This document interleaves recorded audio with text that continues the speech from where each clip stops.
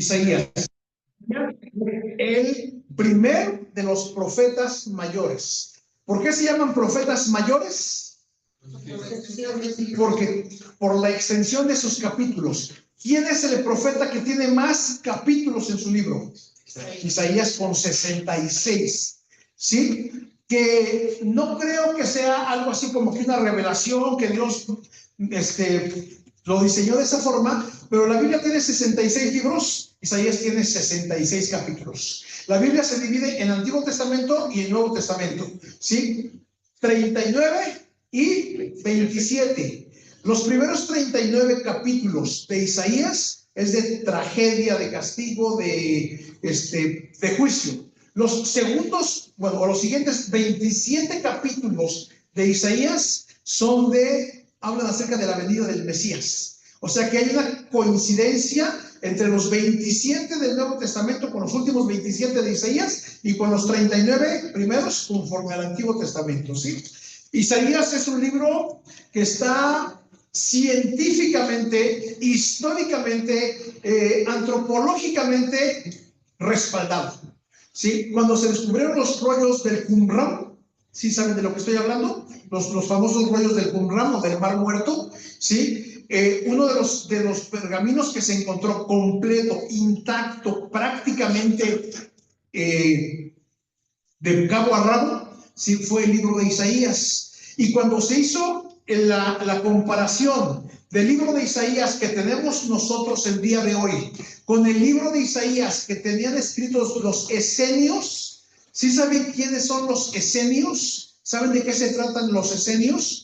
Los esenios fue un grupo de israelitas, ¿sí? Pero ellos, al ver que se estaban contaminando con las culturas griegas, ¿sí recuerdan que Grecia invadió Israel?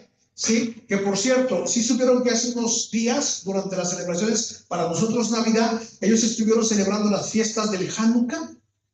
¿Sí supieron? Sí, que prenden la menorá, que es una lámpara de 9 brazos, ¿sí? Y tiene 4 y uno al centro, ¿sí?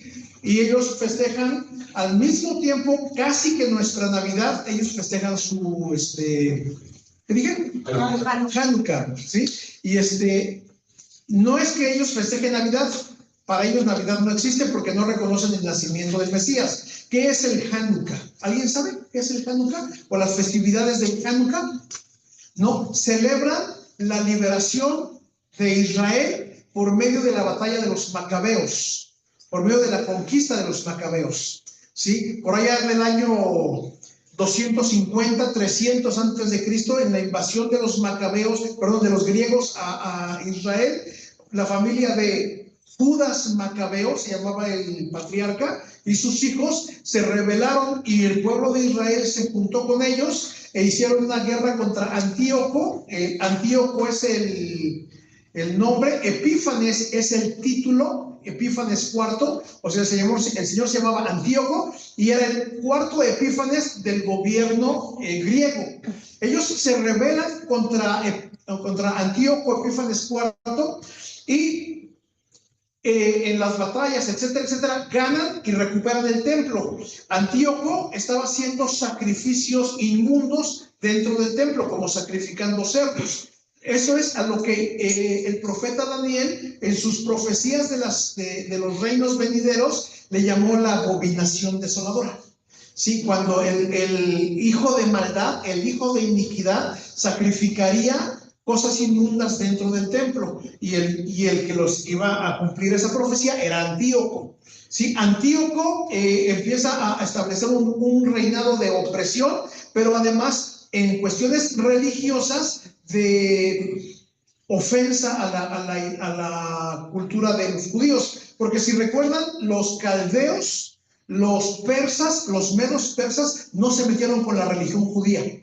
Sí, al contrario, ellos reconocían Nabucodonosor, Darío, reconocían que Dios era Dios. Ciro era supercuate de los judíos, sí, además que traía una ascendencia de este rey, el esposo de Esther, Asuero, sí, que venían directamente de Ciro, venía de la descendencia de Asuero. Entonces, estos imperios no se metieron para nada con la religión judía, pero llega Antíoco y se empieza a meter con el pueblo y con la religión, a oprimir, pero también a cometer blasfemias. Entonces, el pueblo de Israel se rebela, ganan la batalla por medio de los macabeos. Ahí les recomiendo leer primera y segunda de Macabeos de la Biblia católica, ¿sí? Y cuando toman el templo, encuentran una gota de aceite, ¿sí? Y la echan en la menorá y dicen, bueno, vamos a prender el aceite para que mínimo se tenga un día de adoración espiritual, ¿no? Porque era la forma en la que ellos mantenían el aceite prendido que representaba la adoración espiritual a Dios. Entonces, esa gota de aceite duró 8 días, ¿sí? Y por eso el Hanukkah se celebra durante 8 días. El primer día prenden la vela central y la primera vela. Por media hora se apagan. El segundo día vuelven a prender la vela central y 2 velas. El tercer día, lo mismo hasta el 8º día, mientras hacen rezos y hacen oraciones, principalmente de gratitud a Dios por la perseverancia del pueblo de Israel, por las victorias y por los milagros. Y las fiestas se consideran una temática de fe y de milagros de Dios hacia el pueblo de Israel. Sí, eso es el Hanukkah que se acaba de celebrar en estos días. Sí, Isaías, recuerdo por qué empecé con todo este rollo. Sí, Isaías es el profeta con mayor libros, porque estaba hablando de la diferencia de los capítulos del Antiguo Testamento y el Nuevo Testamento. Sí, el Nuevo Testamento cierra hasta el tiempo del silencio con los capítulos, con los 39 libros que son en similitud, ya me acordé, sí, con el Antiguo Testamento, y estaba hablando de los esenios. Sí, los esenios, durante la invasión griega, muchos de los judíos se contaminaron con las prácticas griegas. Los esenios fue un grupo de judíos, de israelitas, que se separaron, se independizaron y empezaron a hacer una especie de secta separatista muy celosa, exageradamente muy celosa de la religión judía. ¿Sí? Y para poder ellos preservar la religión judía pura, ellos se dedicaron a escribir, a transcribir, ¿sí? A transcribir los libros de la ley y los libros de los profetas y los libros que hasta ese momento existían. ¿Sí? Bueno, entonces los esenios hacen su instalación, su ubicación en la zona del Qumran, ¿sí? Donde estaban las cuevas estas del Mar Muerto, lo que se llaman las cuevas del Mar Muerto. Ahí ellos empiezan a recopilar libros y ellos duran hasta más o menos después de la venida de Cristo. O sea que pudieron recopilar libros hasta Malaquías. Entonces, cuando se descubren los rollos del Mar Muerto, que fue por un accidente, porque un chamaquito andaba ahí, un pastor chamaco, andaba jugando y se le ocurre aventar unas piedras adentro de una cueva y oye que algo se rompe y va a investigar qué fue lo que se rompió, y eran unos cántaros de barro grandes donde los habían metido los rollos y los habían tapado con barro para que la humedad del ambiente, todo, no les hiciera daño y se preservaran los rollos. Sí, más de 1900 años, porque se descubrió apenas hace poco, ¿no? Hace 1950 y tantos, creo que fue, cuando se descubren los rollos del Qumran. No recuerdo exactamente la fecha, pero es prácticamente reciente. Y gracias a las investigaciones, etcétera, etcétera, es que tenemos ahorita, por ejemplo, cuestiones como en la comparación del libro de Isaías, que es el que estamos estudiando, en la traducción que tenemos con la copia original leída del rollo del Qumran, hay solamente una palabra de error. ¿Sí? Isaías dice, hablando de Jesucristo, hablando del Mesías, y verá la vida. ¿Sí? Y en nuestra Biblia se tradujo y verá la luz. Ese es el único error que tiene Isaías, que no altera para nada el contexto, ¿sí? Ni el contenido. Porque tú puedes decir, vio la luz cuando nació o vio la vida cuando nació. Es una declinación de la traducción y no tiene ningún problema, con el significado de lo del libro. Si quieren saber más acerca de este tema, les recomiendo que lean los libros de César Vidal de los rollos del Mar Muerto. ¿Por qué? Porque César Vidal tradujo los rollos para poderlos estudiar, ¿sí? Así de cabezón ese tipo, ¿sí? Consiguió las copias, porque ahorita ya las puedes bajar las copias, ya están en, ¿cómo le llamaban esas fotos? Símiles, facsímiles, fotos, microfilms, ¿sí? Que le sacaban a las cosas y las subieron a internet, y ahorita están todas las fotos de los rollos, que tú las puedes conseguir. César las bajó, las descargó todas, las tradujo, y gracias a eso él tiene libros completos de los rollos del Mar Muerto. Todo lo que puedan leer de César Vidal acerca de los rollos del Mar Muerto, recomendado, ¿sí? Ya leí 2, impresionante, ¿sí? El uno trata precisamente toda la historia de los esenios, cómo es que se forma la religión, cuáles eran sus políticas, cómo se desarrollaba toda la religión, ¿sí?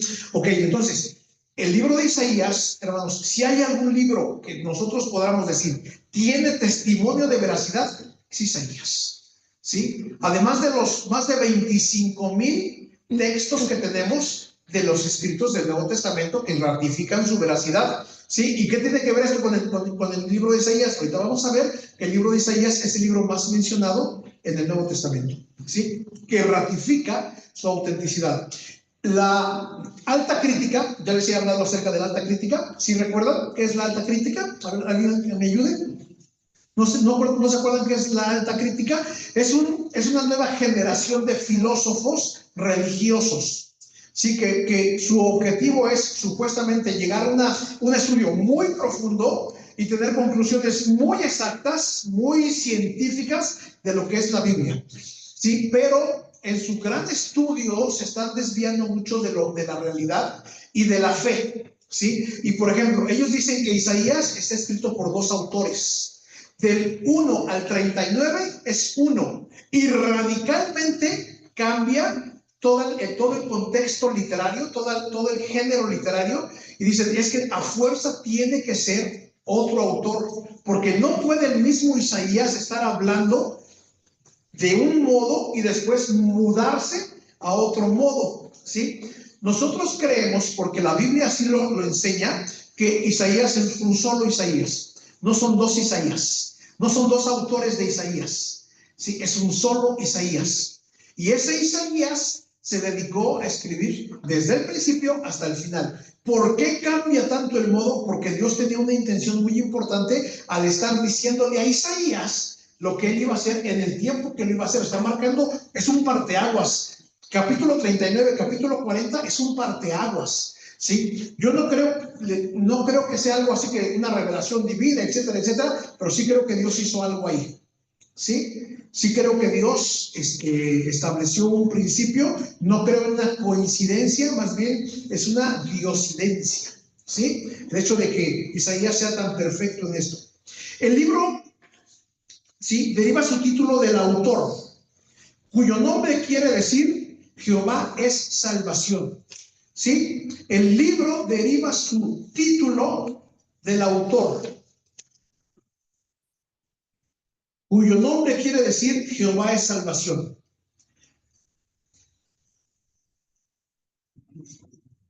El libro de Isaías es citado directamente en el Nuevo Testamento más de 65 veces. Más de 65 veces. Mucho más que cualquier otro de los profetas del Antiguo Testamento. Y mencionado por nombre, o sea, por el nombre de Isaías, no por el libro, ¿sí? Mencionado por nombre más de 20 veces.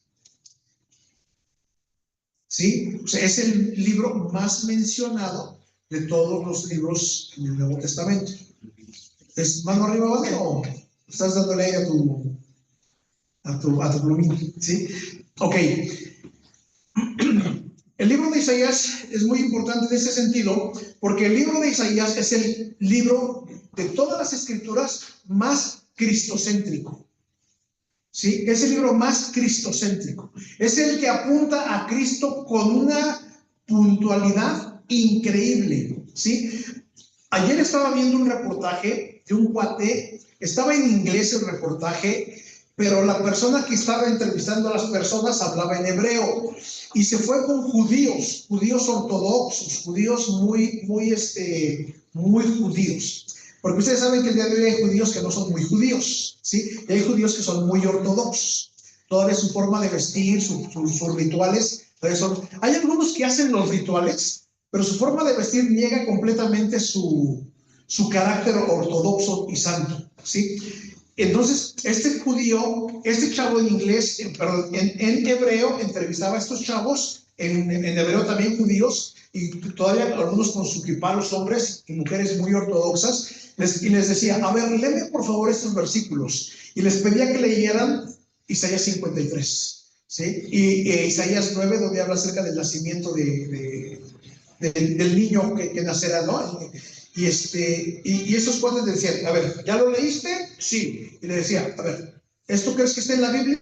Y le decían los judíos, sí, pero yo creo que estos son textos del Nuevo Testamento que usan ustedes. Y decía este cuate, ¿por qué tú crees que eso hablan del Nuevo Testamento? Dice, porque literalmente están hablando del nacimiento de su Cristo y de la crucifixión de su Cristo.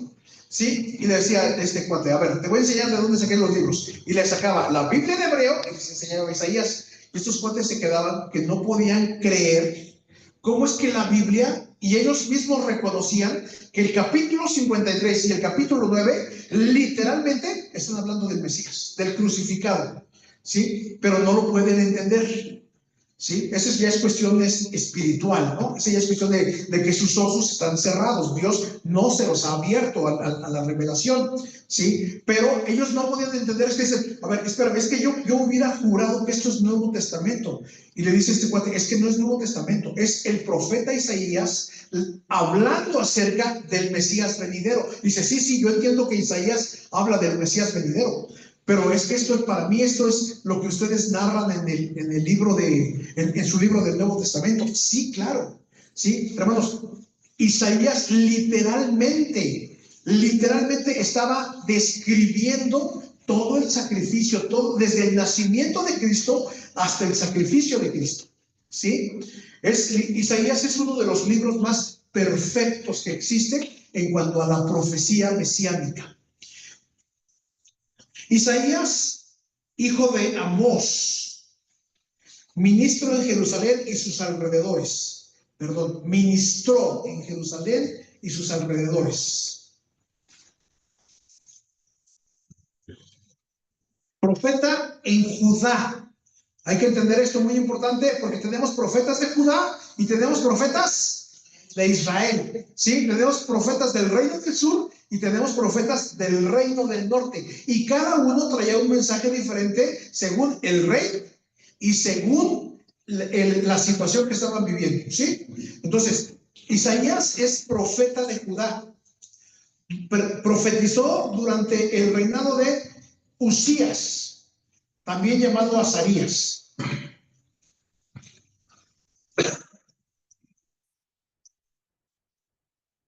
Jotam,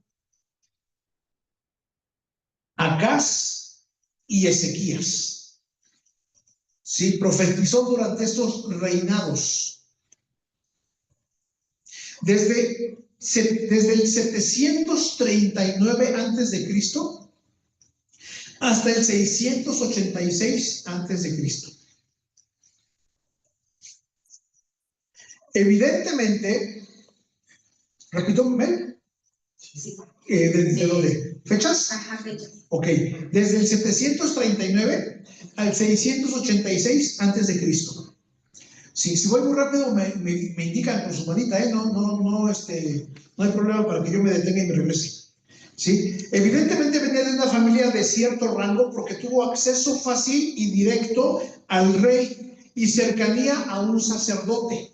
O sea, se cree que Isaías venía de una familia, como no sé si recuerdan en la Biblia, de quién se dice que tenía una posición social muy bien acomodada y por eso pudo entrar fácilmente al pretorio. ¿Recuerdan quién era? No, en el Nuevo Testamento.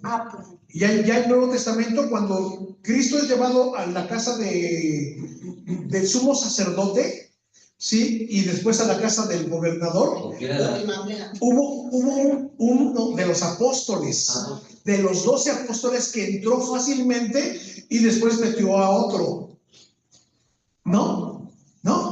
¿Era Juan? Juan y su hermano.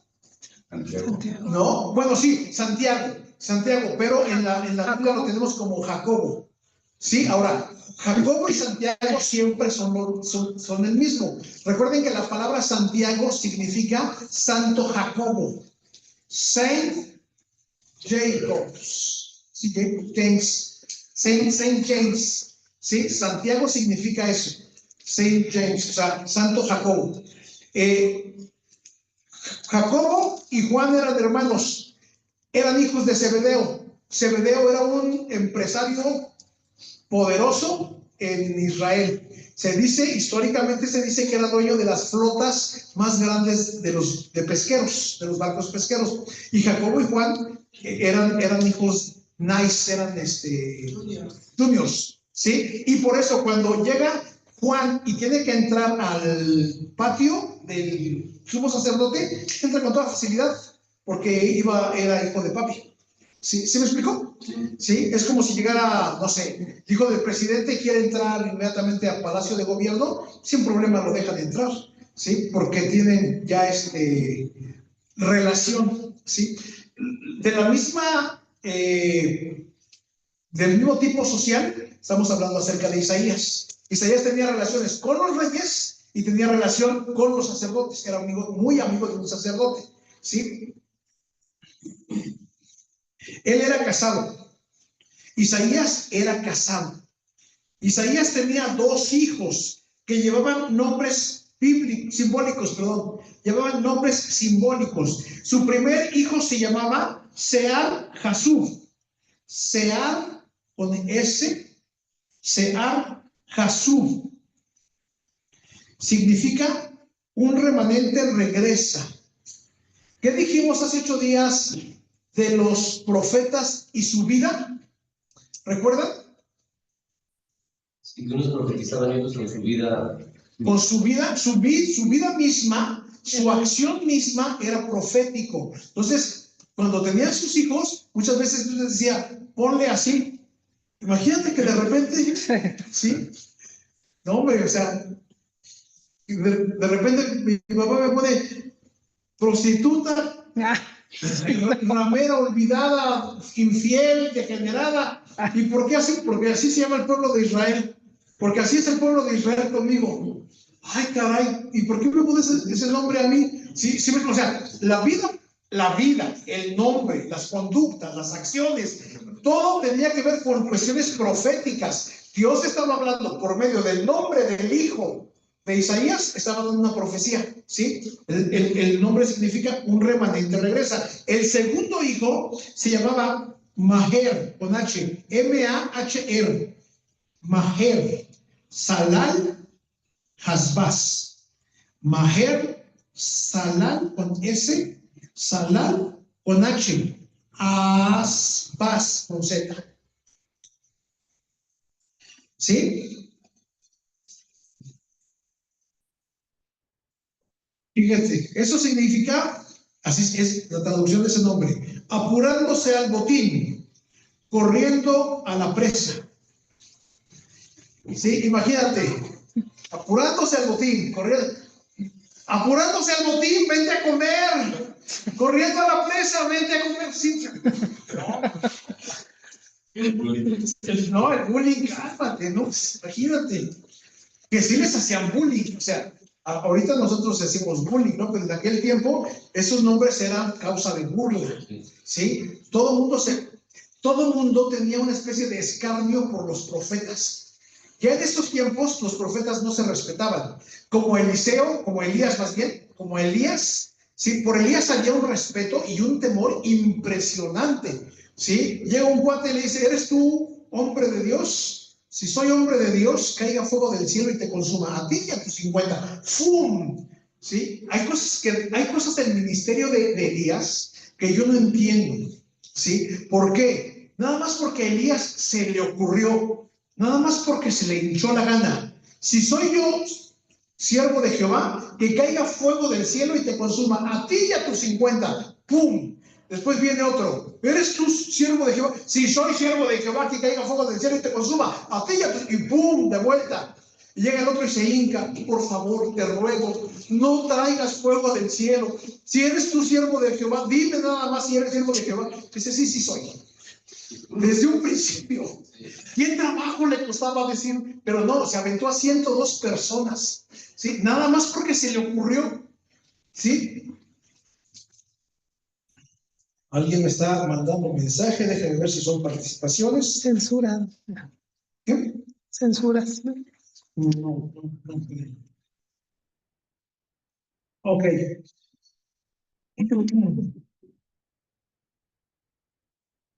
Entonces,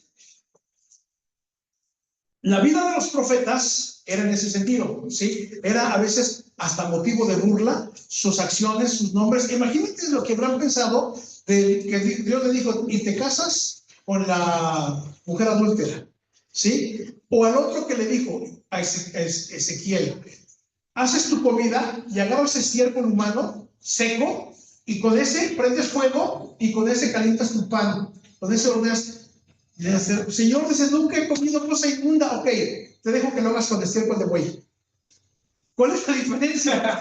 O sea, al final es lo mismo, ¿no? Bueno, a lo mejor tú dices, bueno, el otro es pastito, ¿sí? Pero al final estiércol es estiércol, ¿sí? Imagínate al cuate ahí en medio del pueblo calentando su tortita, su pancito de nata, de esas gorditas de nata, así, en medio de una... O sea, yo no sé si sepan, pero cuando tú quemas algo, suelta toxinas. Sí, y esas toxinas se impregnan en lo que tú estás calentando. Por ejemplo, cuando tú haces carbón, nunca lo debes de prender con gasolina, o con tiner, o con solventes, porque el carbón se impregna y después sigue soltando los químicos de la gasolina y tu carne se intoxica. ¿Sí? Por eso siempre se prende con ocote. Bueno, esa es clase de carbón, ¿no? Casi. Imagínate al pobre cuate ahí sentado, calentando su pancito con estiércol. La gente de alrededor, ¿qué diría de él? O sea, está loco, cochino, loco, inmundo. O sea, ¿qué onda contigo? ¿Sí? Y al final se paraba y les decía, así dice Jehová, así como estoy haciéndole yo, así le van a hacer ustedes. Y no nada más van a calentar el estiércol, se lo van a comer. ¿Sí? Porque ¡pum! Esa era la vida del profeta. Sus hijos de Isaías, sus nombres eran proféticos. ¿Sí? Dios estaba hablando por medio del profeta. A las personas que están en internet, si tienen preguntas, adelante con confianza, me pueden escribir.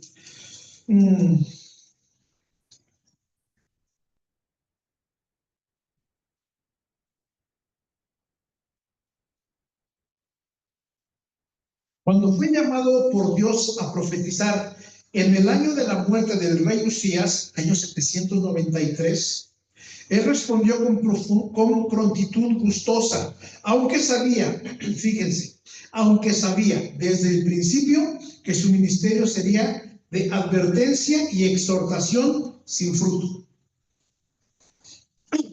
¿Quién le entraría a algo que de antemano tú sabes que ya está fracasando?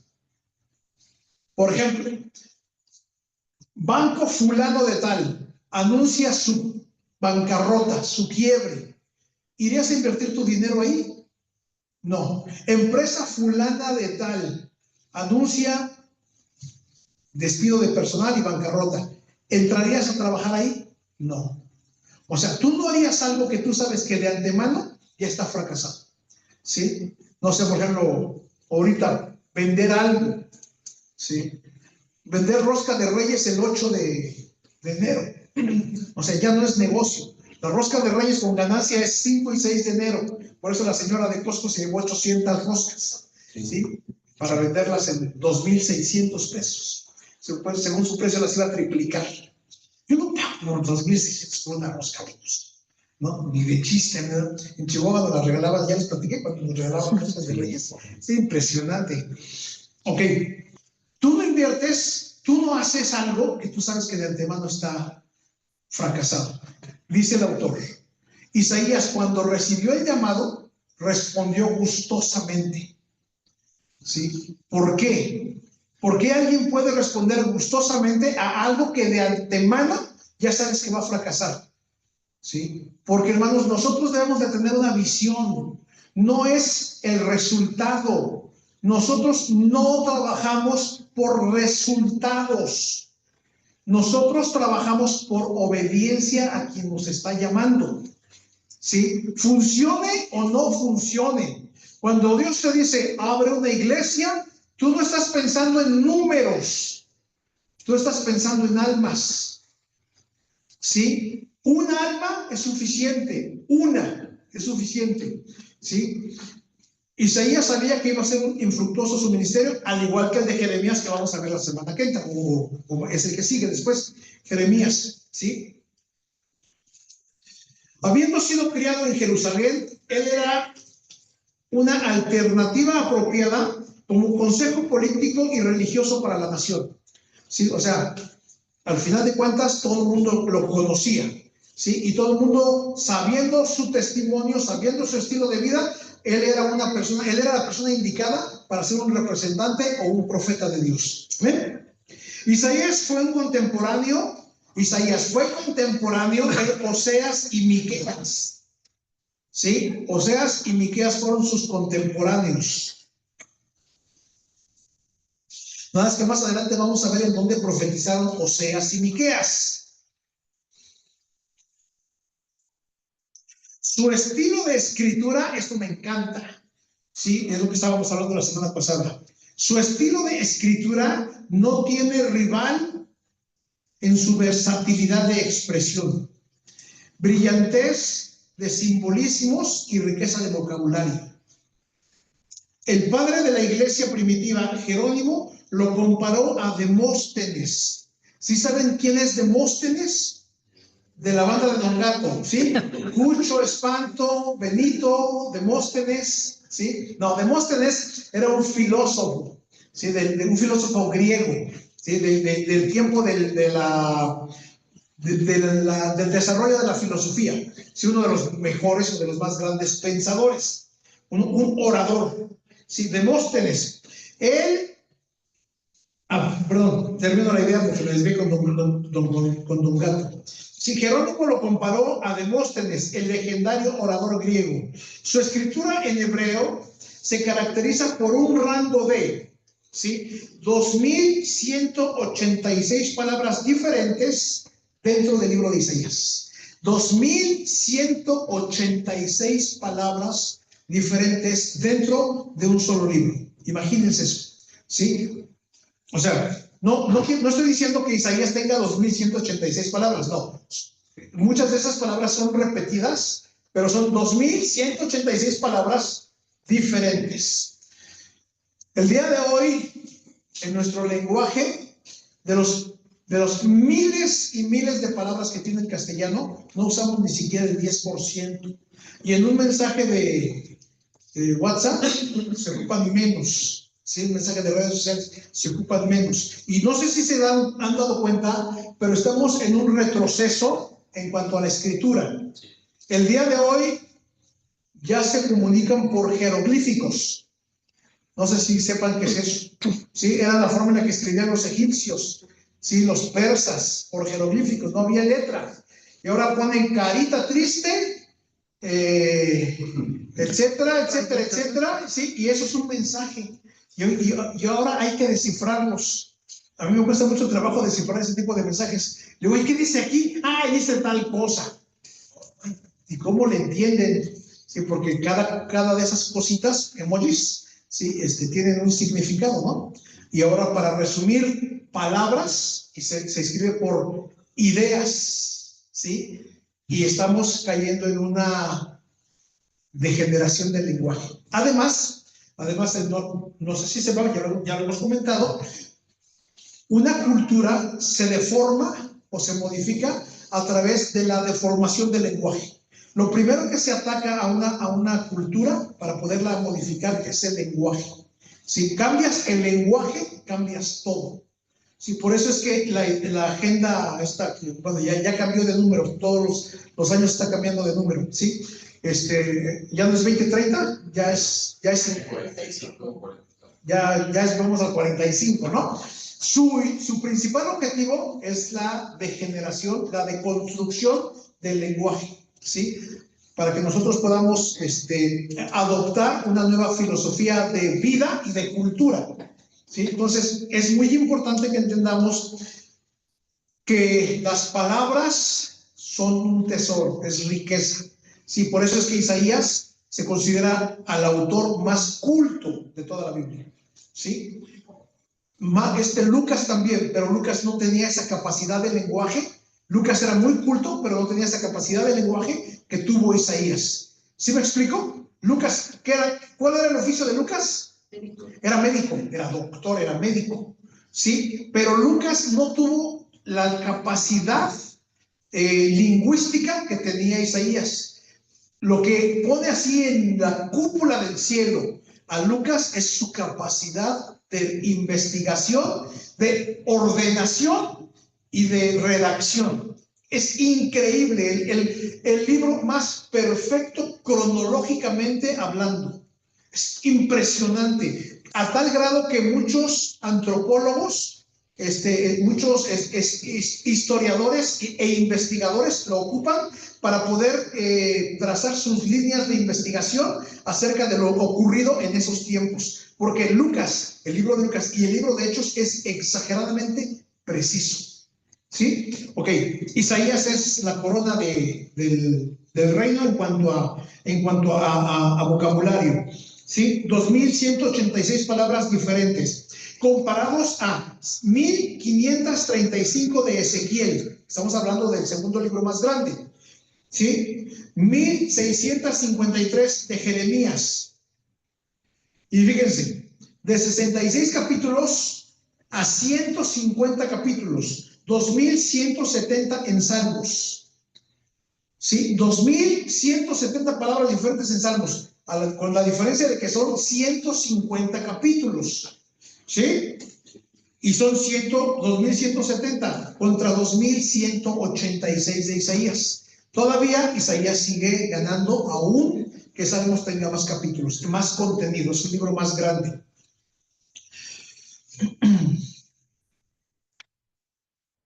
Segunda de Crónicas registra que también escribió una biografía del rey Ezequías. El profeta vivió por lo menos hasta el 681. El profeta vivió por lo menos hasta el 681, cuando escribió el relato de la muerte de Sennacherib. ¿Sí?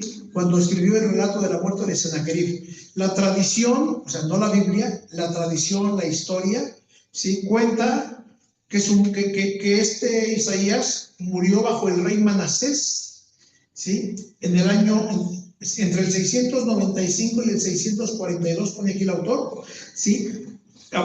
Manasés reinó entre el 695 y el 642, ¿sí? Y Isaías murió aserrado, ¿sí? Con una sierra de madera. No sé si los que ya leyeron Hebreos, en Hebreos 11 se habla acerca de los héroes de la fe, ¿sí? Y empieza, algunos murieron de esta forma, algunos empiezan a narrar, ¿sí? Algunos, dice Hebreos, algunos aserrados, ¿sí? El único profeta que murió aserrado fue Isaías. ¿Cómo murió Isaías? Lo hicieron entre dos tablas, ¿sí? Y lo metieron en una sierra, y pasó la sierra, no era de motor, claro está, sé que era mucho más tormentosa la muerte, ¿sí? Y lo atravesaron así por la sierra, y la sierra lo cortó en dos. Así murió Isaías, ¿sí?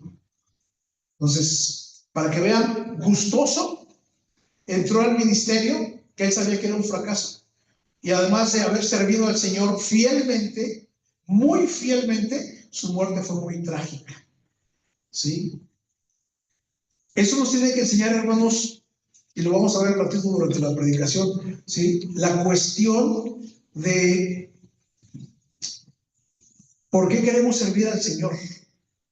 Muchos de los que sirven al Señor ahora lo sirven por un puesto de posición de estatus, ¿sí? Económico muchas veces, reconocimiento, de poder, ¿sí? Pero estos tipos, su menor anhelo, lo último que ellos podrían soñar era el estatus, en posición económica, ¿sí? O una vida feliz y duradera. Todos murieron bajo circunstancias muy tristes, muy delicadas, y aún así no renunciaron a su fe, ¿sí? Y por eso dice al final de toda la narrativa de los héroes de la fe, una de las frases que más me impacta de la Biblia, porque yo creo solamente de eso, y eso que voy a decir, de una sola persona. Pero la Biblia, Hebreos, lo dice de toda una lista de personas, dice, de las cuales el mundo no era digno. ¿Sí? O sea, nosotros como humanidad no éramos dignos de gente como Isaías, ¿sí? O como todos los otros que narran ahí los héroes de la fe. Yo entiendo, nosotros no éramos dignos de Cristo. Perfecto, ahí sí lo entiendo perfectamente bien. Pero que Dios me diga a mí que yo no era digno de recibir o de tener o de convivir en este planeta con una persona como Isaías, ¿sí? Aquí es donde entiendo por qué. ¿Sí? Porque a sabiendas de todo lo que iba a sufrir, de todo lo que iba a padecer, él dijo, sí acepto. ¿Sí me explico? ¿Sí? O sea, cualquier otro te dice, a ver, Alex, mira, esta va a ser la otra. Te van a poner una recia, te van a golpear, van a matar a tu familia, van a torturarte y al final, o sea, no vas a tener ni un solo convertido, ni uno solo, ¿sí? Y al final te van a matar de la manera más trágica. ¿Le entras o no le entras? ¿Sí? Si uno no tiene su fe bien fundamentada y si uno no sabe para qué está en esta tierra, la mayoría de las gentes dirían, no, yo no entro. No, Señor, heme aquí, envíalo a él. ¿Sí? No, Adrián, Adrián. ¿Sí? No, él está feo. Es cierto, hermano. ¿Sí me explicó? O sea, si no estamos bien fundamentados, si no entendemos qué es la vida cristiana, difícilmente vamos a poder decir, Señor, heme aquí. Si no vais allá, voy yo, ¿eh? O sea, si se queda medio camino, me avisas si yo voy y termino lo que está haciendo. ¿Sí me explico? Hermanos, tenemos que tener una convicción y por eso es tan importante que conozcamos a nuestros héroes de la fe. ¿Sí? Durante mucho tiempo, durante toda mi infancia, mi héroe favorito fue Thor. ¿Sí? Pero Thor es nada en comparación a Isaías. ¿Sí? No, es más, ni la mugre que trae pegada, ¿sí?, en la suela de sus zapatos se podría comparar con Isaías. Isaías es uno de nuestros máximos héroes de la fe y por eso está en el capítulo de los héroes de la fe. ¿Sí? Aprendamos acerca de esta gente, porque esta gente nos tiene que inspirar para que nosotros queramos ser como ellos. ¿Amén? Hasta aquí vamos a... Pasan 10 minutos y a las 11 empezamos.